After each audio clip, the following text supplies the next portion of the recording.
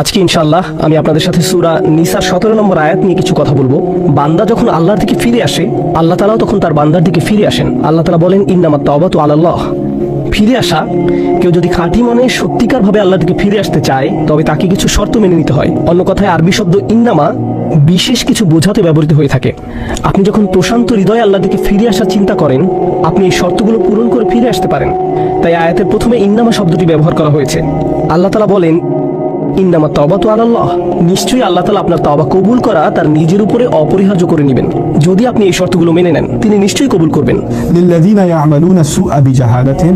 এই তওবা গ্রহণযোগ্য হবে তাদের জন্য, এই তওবা গ্রহণযোগ্য হবে তাদের জন্য যারা কুৎসিত, ঘৃণ্য, জঘন্য পাপ কাজ করে। এই সবগুলোই সু এর অর্থ হিসেবে ব্যবহৃত হতে পারে। আর বিজাহালাতিন অর্থাৎ অপ্রতিরোধ্য আবেগের বশবর্তী হয়ে, যেমন কুকর্মে প্ররোচনা, রাগের বশবর্তী হয়ে, হতাশার আগুনে পুড়ে, অথবা এমন কোন শক্তিশালী মানবিক অনুভূতি যা ওই মুহূর্তে আপনার উপর বিজয় হয়েছিল, তারপর তারা ওই পাপ কাজে লিপ্ত হয়ে পড়েছে। এটা হলো জাহালা।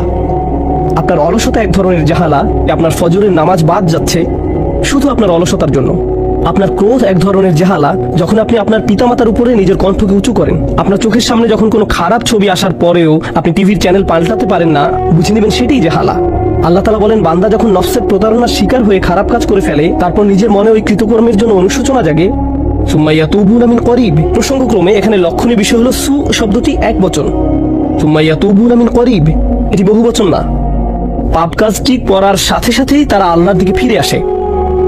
পাপে জড়িয়ে পড়লে নিজেকেই আপনার নোংরা মনে হয়, নিজের প্রতি বীতশ্রদ্ধ হয়ে পড়েন, ক্রোধে ফেটে পড়েন, অথবা কখনো কখনো আশাহত হয়ে বলে ফেলেন, আমার সব আশা শেষ হয়ে গেল, আল্লাহর কাছে ফিরে গিয়ে কি লাভ? কিংবা ভাবেন, এখন আর তওবা করে কি লাভ হবে? এখন তো আল্লাহর সাথে কথা বলার কোনো অবস্থাই নেই আমার। খুবই বিব্রতকর অবস্থা। আল্লাহ বলছেন, এটা তওবা না।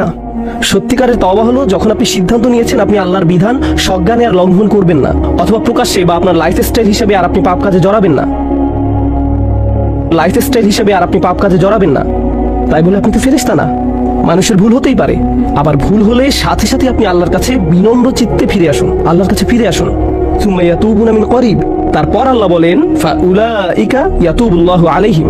এবং তখন আল্লাহ আপনার দিকে ফিরে আসবেন এবং আপনার তওবা কবুল করবেন। আমার ও আপনার জন্য কথাটা অত্যন্ত গুরুত্বপূর্ণ। আমরা কখনো তওবা থেকে নিজেদের বিমুক্ত রাখতে পারবো না, কারণ আমরা কখনো গুনাহ থেকে মুক্ত হতে পারি না। প্রতিদিন আপনার জীবনে এমন কিছু ঘটবে যার জন্য আপনি অনুতপ্ত হবেন। মনে রাখবেন, সত্যিকার মুমিন তারাই যারা তাদের ভুলগুলো বুঝতে পারে। পাপ থেকে সর্বতরূপে বেঁচে থাকা অসম্ভব, কারণ খারাপ কিছু আমাদের সাথে যে কোনো সময় হতে পারে। কিন্তু যখন মুমিনদের জীবনে খারাপ কিছু ঘটবে, খারাপ কিছু করে ফেলবে, সময়ক্ষেপণ না করে আল্লাহর দিকে ফিরে আসবে। আর আল্লাহ তাআলা আপনার তওবা কবুল করা তো নিজের উপর অপরিহার্য করে নিয়েছেন।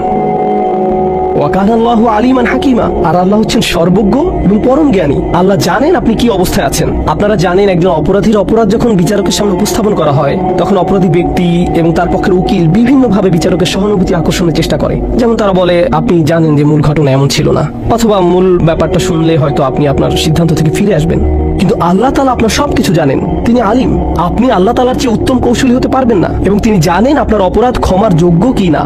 ওয়া কানা আল্লাহু আলিমান হাকিমা। আল্লাহ হচ্ছেন সর্বজ্ঞ, পরম জ্ঞানী। তাই আমি আল্লাহ তাআলার কাছে দোয়া করি, এই রমজানে তওবা করাটা যেন আমাদের অভ্যাসে পরিণত হয়। তওবা যেন আমরা নিয়মিতভাবে, সচেতনভাবে এবং সজ্ঞানে করি। মসজিদে সবাই যখন দোয়া করে আপনি তখনই শুধু তওবা করেন এমন না। গাড়ি চালানোর সময় তওবা করবেন, গাড়ি চালানোর সময় তওবা করবেন, কারণ আপনি এমন কিছু দেখছেন যা আপনার দেখা উচিত না। আপনার কান দিয়ে এমন কিছু শ্রবণ করছেন যা আপনার শোনা উচিত হয়নি, অথবা এমন কোনো আড্ডার মাঝে আপনি উপস্থিত ছিলেন যেখানে যাওয়া আপনার উচিত হয়নি। হয়তো আপনি নিজের অজান্তেই ওই আসরে আপনার ভাই, আপনার বোন, পিতা বা আপনার কোনো বন্ধুকে নিয়ে গীবতে জড়িয়ে পড়লেন। আপনি এমন ব্যক্তি না যে স্বীকার করে না যে ওটা আসলে গীবত ছিল। আপনি ওই রকম ব্যক্তি যে নিজের ভুল ধরতে পারেন আর বলেন ওইটা আসলে গীবত ছিল। আপনি নিজেকে চেক করেন আর তওবা করেন। সাথে সাথে আমি আল্লাহর কাছে দোয়া করি, আল্লাহ তাআলা যেন আমাদের বেশি বেশি তওবা করার তৌফিক দান করেন এই মাসে, এবং আমাদের সকল তওবা যেন কবুল করেন। বারাকাল্লাহু লি ওয়া লাকুম। ওয়াসসালামু আলাইকুম ওয়া রাহমাতুল্লাহি ওয়া বারাকাতুহু।